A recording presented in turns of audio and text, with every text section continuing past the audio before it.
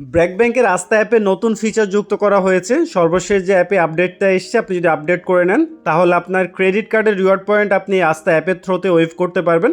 আপনাকে আর কষ্ট করে কল সেন্টারে কল করতে হবে না। আপনি নিজের অ্যানুয়াল ফি এবং ট্রানজ্যাকশান নিজে ওয়েভার করতে পারবেন। সো সম্পূর্ণ প্রসেসটা দেখাচ্ছি। আমার এই ক্রেডিট কার্ডে একটা অ্যানুয়াল ফি চার্জ হয়েছে আমার লাস্ট স্টেটমেন্টে। আমি সেই অ্যানুয়াল ফিটা এখন ওয়েভ করব। সো আমার অ্যানুয়াল ফির অ্যামাউন্টটা দেখতে পাচ্ছেন 1500 টাকা হচ্ছে অ্যানুয়াল ফি অ্যামাউন্ট, এবং ভ্যাট অ্যামাউন্ট হচ্ছে 225 টাকা। সো ইনস্ট্যান্ট আমি এখান থেকে অ্যানুয়াল ফিটা ওয়েভ করতে পারবো, আর ভ্যাট অ্যামাউন্টটা আমার ওয়েভের একদিন পরে অটোমেটিক ব্যাংক থেকে আমাকে ওয়েভ করে দেওয়া হবে। সো এখানে দেখতে পাচ্ছেন আমার ওপেনিং রিওয়ার্ড পয়েন্ট কত আছে, আমার ক্লোজিং কত আছে, এবং দুইটা অপশন দেখতে পাচ্ছেন। একটা হচ্ছে redeem transaction with reward point, আর একটা হচ্ছে redeem annual fee with reward point. তার মানে আপনি ট্রানজ্যাকশন এবং অ্যানুয়াল ফি দুইটাই ওয়েভ করতে পারবেন এখন থেকে। সো আমি অ্যানুয়াল ফিটা প্রথমে দেখাচ্ছি। আমার যে অ্যানুয়াল ফি 1500 টাকা চার্জ হয়েছে, আমি এই 1500 টাকা অ্যামাউন্টটা রিভার্স করব। সো অ্যানুয়াল ফি অ্যামাউন্টের উপরে যে অ্যারো বাটনটা দেখতে পাচ্ছেন, আপনি জাস্ট এখানে ট্যাপ করবেন। সো আমি এই অ্যারো বাটনটায় ট্যাপ করছি। ট্যাপ করার পরবর্তী যে স্ক্রিনে দেখাবে যে আমার টোটাল অ্যানুয়াল ফি হচ্ছে 1500 টাকা। আমি চাইলে 100% এবং 50% দুইটাই ওয়েভ করতে পারবো। সেক্ষেত্রে 100% করলে আমার টোটাল অ্যানুয়াল ফি ওয়েভ হবে 1500 টাকা, আমার রিওয়ার্ড পয়েন্ট প্রয়োজন হবে 2000।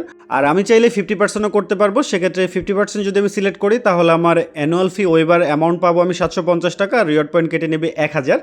আমার যেহেতু অ্যাভেলেবল রিওয়ার্ড পয়েন্ট আছে, সেক্ষেত্রে আমি 100%টাই ওয়েভ করবো। আমি 100% সিলেক্ট করে নিচ থেকে আমি কনফার্ম বাটনে যদি প্রেস করি তাহলে ইনস্ট্যান্ট আমার 1500 টাকা অ্যানুয়াল ফি রিডিম হয়ে যাবে, এবং আপনি একটা কনফার্মেশন পেজও দেখতে পাবেন। তবে এই অ্যামাউন্টটা আপনার কার্ডে অ্যাভেলেবেল হবে ডে ইন ডে, অর্থাৎ আপনি যদি এখন রিডিম করেন রাত 12টার পরে এটা আপনার কার্ডে অ্যাভেলেবেল হবে এবং আপনার আউটস্ট্যান্ডিংটা কমে যাবে, কিন্তু রিওয়ার্ড পয়েন্ট আপনার সাথে সাথে কেটে নেবে।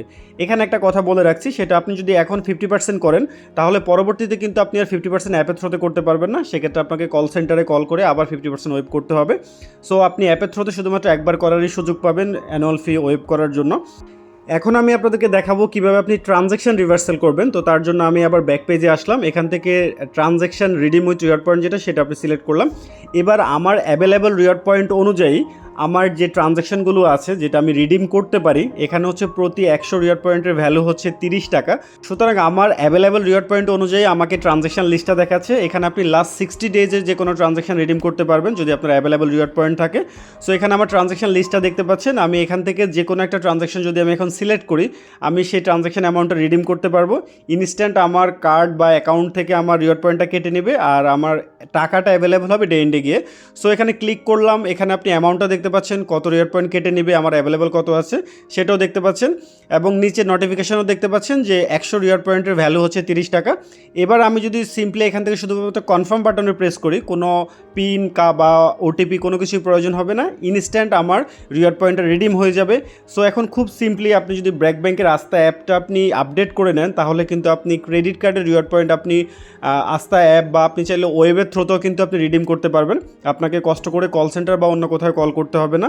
আবার যদি আপনি আরেকটা করতে চান তাহলে আপনি মেক অ্যানাদার যে বাটনটা আছে সেটাতে ক্লিক করলে আপনাকে আবার ট্রানজ্যাকশন লিস্টে নিয়ে যাবে। সো এখন যদি আমার রিওয়ার্ড পয়েন্টটা অনেক কমে গেছে, আমার যে রিওয়ার্ড পয়েন্ট অ্যাভেলেবেল আছে সেটা দিয়ে আমি শুধুমাত্র এই দুইটা ট্রানজ্যাকশনই রিডিম করতে পারবো। সো এখন আপনারা কিন্তু আরও অনেক ইজিলি ক্রেডিট কার্ডের রিওয়ার্ড পয়েন্ট রিডিমের এই সুযোগটা পাচ্ছেন। ধন্যবাদ।